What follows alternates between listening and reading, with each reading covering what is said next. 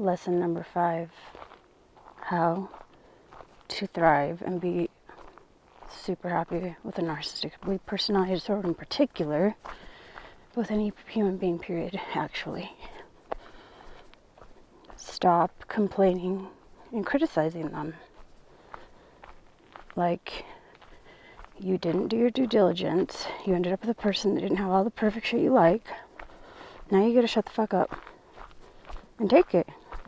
You don't gotta complain about various aspects that you don't like about them. What's the point of complaining? What is the purpose? Is it to make them feel bad about themselves? Why would you want to make somebody you love feel bad? Is it to change them because you don't actually like them? Why are you with them if you don't like them? Love them as they are, or leave them for the one who will. I don't give a rip what their discrepancies are. Like, if you literally cannot stand being with them so much, you're going to criticize them and point out all the negative aspects of them, then you don't deserve to be with them, no matter what. Oh, there's 5 million or 5 billion other humans that would agree with you. Well, go hang out with them. Leave that person for the one that won't. It's not nice. It's rude. So, go be with someone that you like, that you're not even complaining about, or stop complaining, period, ever. No matter what, no excuses about the person that you're with. They're already critical enough of themselves. They already know the negative aspects of themselves. They're already insecure enough about their own self. Yes, including narcissists who supposedly don't give a shit and don't see anything negative about themselves. There's obviously a spectrum, but most of them are really sensitive, insecure bitches because they actually are very critical of themselves to the point, to like the breaking point. So they got this. And even if they're not narcissistically personality disordered, they're just a normal human being, same thing.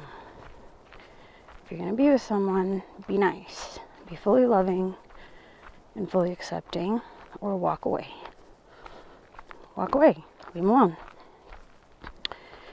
So that would be lesson number 5. How to thrive and be happy with a narcissistically personality disordered person, because when you, well-meaning, but wrong as hell, bring up stuff that are discrepancies, they take that as a criticism, because it is. And then they're going to get defensive, and then they're going to do paybacksy shit at you. And then you're going to be all hurt because the stuff they're saying probably doesn't even apply and isn't even true, but you're all whiny and sensitive yourself. What the fuck is that? Avalanche of rocks. There's cows ahead of me that are not getting out of my way, and I ain't going to try to pass their asses because animals are volatile. You never know when they're asking to kick you or something. So I'm like using the stick, to keep them ahead of me. Keep moving, motherfuckers. See, narcissists are kind of like animals. They're volatile as fuck, sensitive as hell. So if you don't want to get involved with one, you gotta get real loud and feisty and shit. Real know-it-all-y, opinionated, critical, before they're your boyfriend person thing. Start whipping sticks around and shit, and then they go running up ahead in the trail. They ain't gonna stick around you. But you already didn't do that because you found one that was all mushy and cute and shit. And you got them to get attached to you and like you. So now you're with their asses. So now you gotta be nice. And you gotta not complain about jack shit. And when they do the little crazy person thing that normally you get triggered and insulted by, you gotta think it's cute and endearing and love them more because of it. Oh, there's gonna be so many people that hate me because of this. Oh, well. That's how I roll. And the mommy taught me to fend for the underdog. Right now, the underdog's a narcissist. And I ain't talking about the violent ones that hit you. Get the fuck out of here. You want to die? Keep that shit around. That should go to jail. So,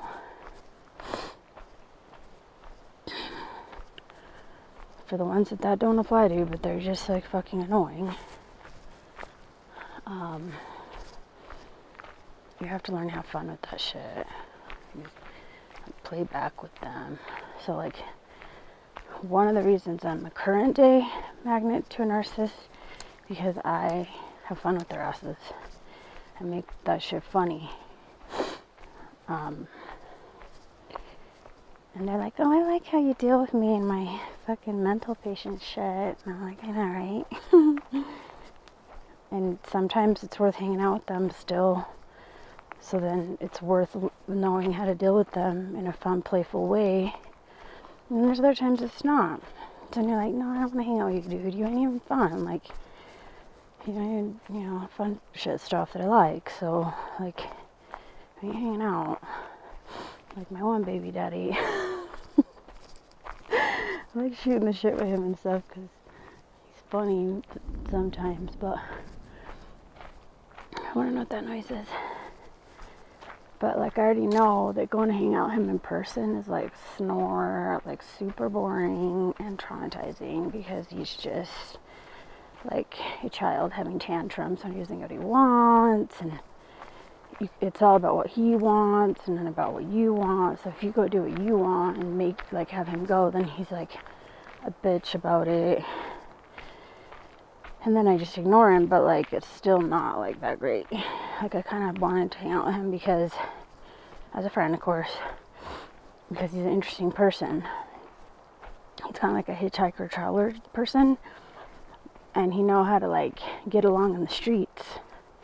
But because I'm an old lady and I look like an old lady, then he's recording his, you know, like to him, not old ladies, 20-year-olds.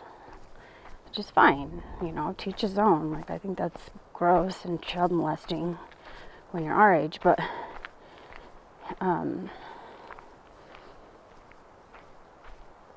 our age in our 40s, he's in his 40s. But, you know, whatever, his wires are crossed in the way they're crossed, so that's what he prefers. So he didn't want to hang out with me on the streets and, like, teach me his ways. And I was like, Jesus Christ, dude, like, just pretend I'm your nanny and shit, like I'm the maid, and you know, it has nothing to do with like us being together. But he couldn't do that. So then it became fun because like I wanted to go like experience that shit, and I couldn't with him because, you know, preference and his weird mental shit. So then it was just like, oh, so boring. Like, hanging out, he's boring. So he'll try to like get me to come and hang out with him, using our child as an excuse of like, oh, I need to hang out with my son. Well, I'm broke, so I don't. Because otherwise I would do it just for the kid. Because the kid wants to know his dad. But for me, I don't want to. So I'm like, dude, hang out with you is like terrible. It's so boring. You won't even take me to go do shit. It's different and interesting. And that's kind of the whole point I was hanging out with him in the first place. So I was like, mad at that. So, anyways, if I ever get money, I will take him as kid. And if he gets money, he can, you know, pay me to take him as kid. But the point is that sometimes, you know, you decide it's not worth it. And, you know, you're going to be mean to each other eventually if you're miserable. Like, if you know that's going to be the case, then you ixnay and peace out. Like, you don't be abusive to people. You get the fuck out.